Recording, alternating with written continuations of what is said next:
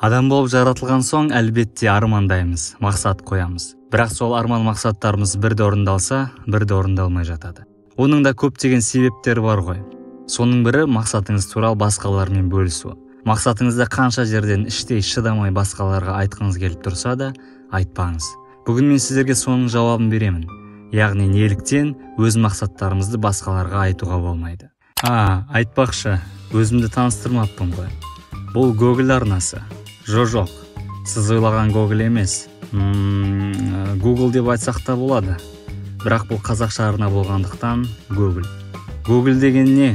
Бұл арна ең алдымен қазақша контентті дамыту мақсатында құрылған.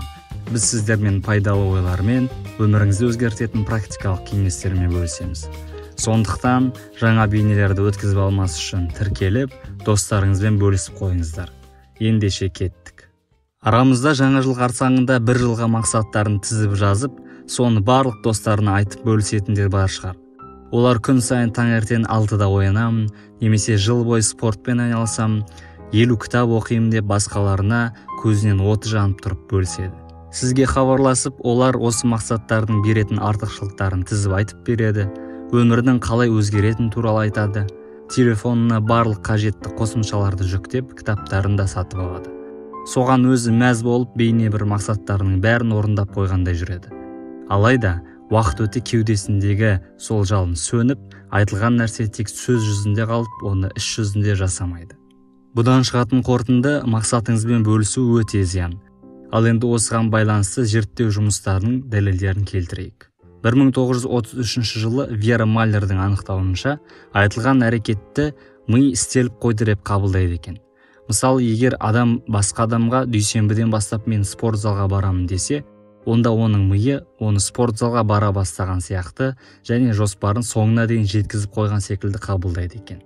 Осыған орай тағы бір мысал, Гольвицер деген зерттеуші және оның әріптестері адамның өз мақсаттарын көпшілікпен бөлісу, оған жету үшін жасалатын әрекетті төмендетуі мүмкін деген зерттеу жариялапты.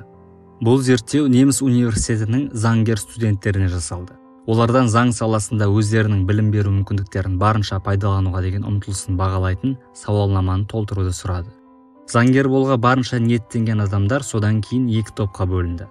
Бірінші топта экспериментаторлар әр қатысушысының сауалнамасын қарап шықты, содан кейін олардан өз жауаптарын растауды сұрады. Ал екінші топ өз сауалнамаларын анонимді түрде толтырып, қорапқа салды. Осыдан кейін 2 топқа сотқа байланысты тапсырмалар беріп, орындауға 45 минут уақыт берілді. Жауаптарын кімнің толтырғаны белгілі болған бірінші топ, анонимді толтырған екінші топқа қарағанда тапсырмаларды орындауға азырақ уақыт жұмсады. Осыдан кейін зерттеушілер біреу сіздің мақсатыңызды байқаған кезде, бұл әлеуметтік танылу сіз үшін мақтау болып табылады, және мақсатыңызға жетуге деген күш-жігеріңізді азайтады деген қорытындыға келді.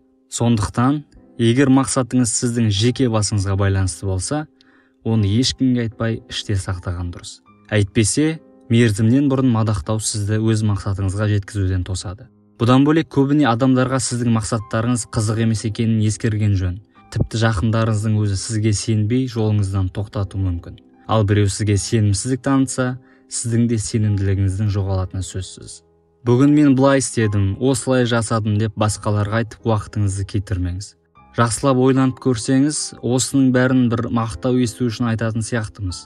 Ол мақсатты біз біреу естіп мақтасын деп емес, өзіміз үшін қойдық қой. Демек, бәрі өзімізде қалсын. Сонымен қатар, бұл жайында хадисте келген екен. Алланың елшісі, оған Алланың игілігімен сәлем болсын, былай деген: істі сәтті аяқтау үшін бұл істі жасырыңыз. Өйткені әр игіліктің өз көре алмаушысы бар.